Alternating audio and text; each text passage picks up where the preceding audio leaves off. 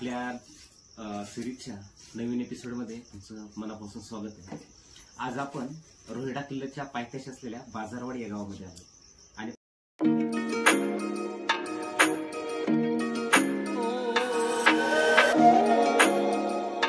किल्ले रोहिडा म्हणजे छत्रपती शिवाजी महाराज जयदेव बांदल यांच्या पराक्रमाची साक्ष देणारा किल्ला होय।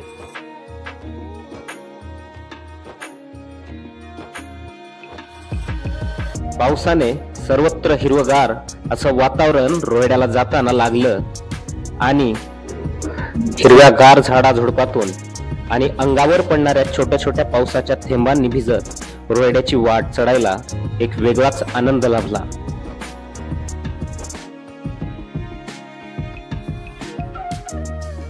काही अंतर चालून गेल्यास समोरच कारवीची फुले दिसली। कारवीच्या फुलांनी मान डोलावत जणू काय आमचे स्वागतच केले। मग आत डोकावून बघितलं तर रंगीबेरंगी छटा दिसू लागल्या।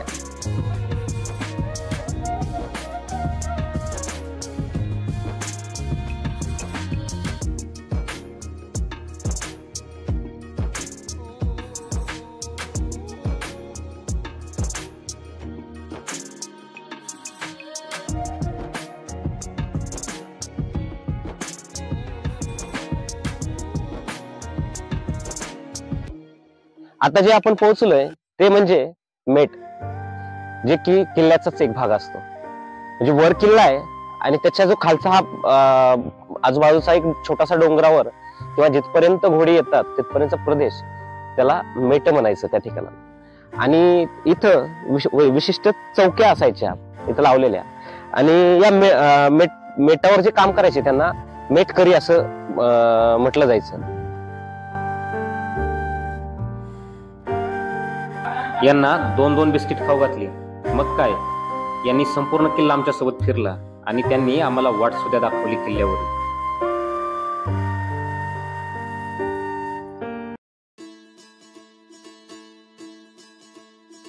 आता आपण पोहोचलोय रोहिडा किल्ल्याच्या गणेश दरवाजा समोर। गणेश दरवाजा हा बाजारवाडी गावाच्या दिशेने आपण वर आल्यास पहिल्यांदा लागतो। तर आपण हे गणेश दरवाजातून आतमध्ये आल्यास किल्ल्याचा प्रवेश सुरू होतो। म्हणजे एक बाजारवाडी मार्गे असणार हे प्रवेशद्वारच, मुख्य प्रवेशद्वार किल्ल्याचं।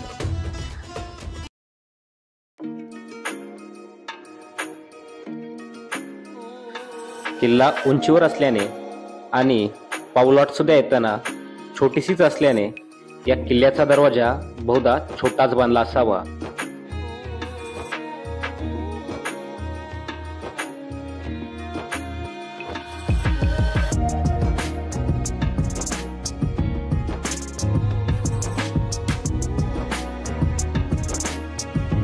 गणेश दरवाजापासून समोर 15-20 पायऱ्या समोर गेल्यानंतर आपल्याला दुसरा दरवाजा लागतो आणि तो दरवाजा म्हणजेच फतेह बुरुज।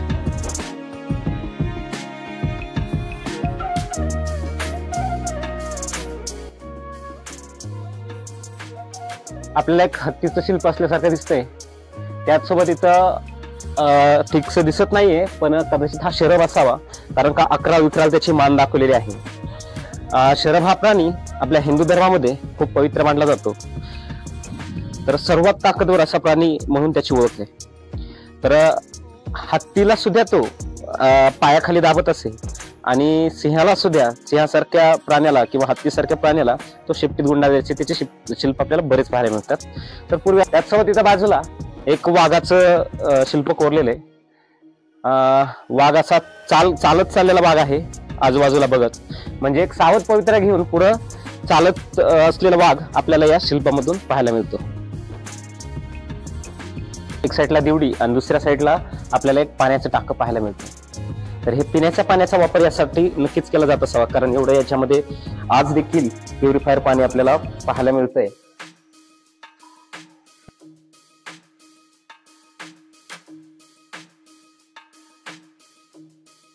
महाराजांचे 350 वर्षापूर्वीचे जलशास्त्र आजही आपल्याला उजवे ठरते। थंड आणि शुद्ध पाणी कसे साठवावे ते किल्ल्यावरील अशी टाकी बघितल्यास नक्की कळतं।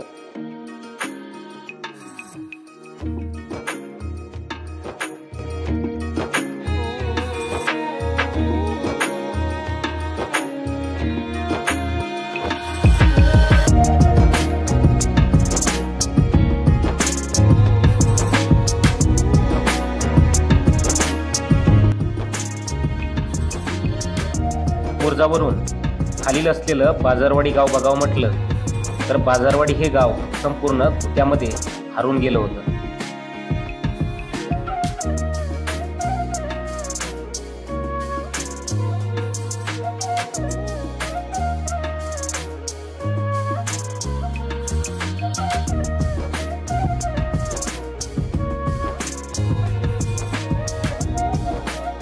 इथं जवळ आल्यानंतर किल्ल्याचा तिसरा दरवाजा लागतो आणि इथं समोरच दोन असे मोठे बलाढ्य असे आपल्याला हत्तीचे शिल्प पाहायला मिळतात दोन्ही बाजूंनी.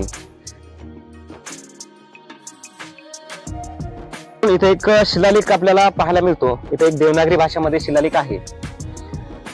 तो शिलालेख असा आहे की हजरत सुलतान मोहम्मद शाह पादशाह साहेब कारकिर्दीत विठ्ठल मुदगलराव हे हवालदार होते, असं या शिलालेखामध्ये आपल्याला या देवनागरीच्या याच्यामध्ये लिहिलेलं पाहायला मिळतंय.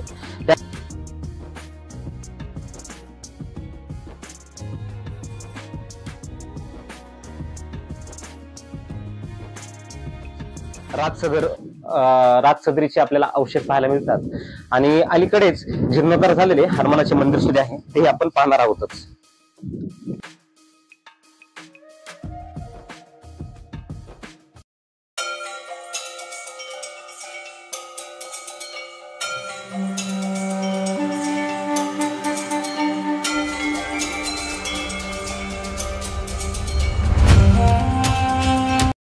या राजसदेवर जेव्हा छत्रपती शिवाजी महाराजांनी किल्ला जिंकला त्यावेळेस महाराज सुद्धा या राजसदेवर आले असावेत. महाराज सुद्धा या पवित्र ठिकाणी कधी ना कधीतरी विराजमान झालेले असावेत, हे मात्र खरे. त्याचसोबत राजसदेच्या बाजूलाच आपण हनुमान मंदिर पाहिलं आणि इथेच हा आपल्याला मुख्य दरवाजा पाहायला मिळतोय. त्याचसोबतच इथं समोर एक बुरुज आपल्याला पाहायला मिळतो गोलाकार आकारामध्ये, तर तोही आपण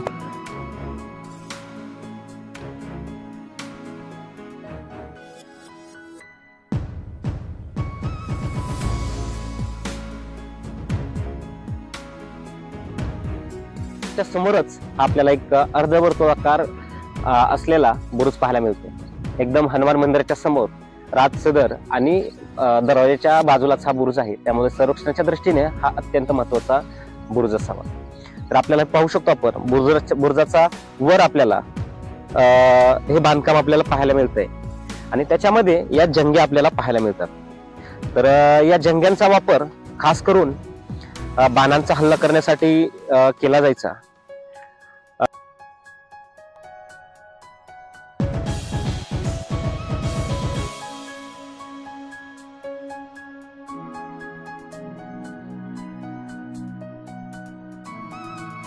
मारुतीरायाचे दर्शन झाल्यास आणि राजसदरीला मुजरा करून पुढील शोधात आम्ही निघालो आणि काही अंतरावरच आम्हाला सर्जा बुरुजाची पाठी मान वर कडून आमच्याकडे बघताना दिसली.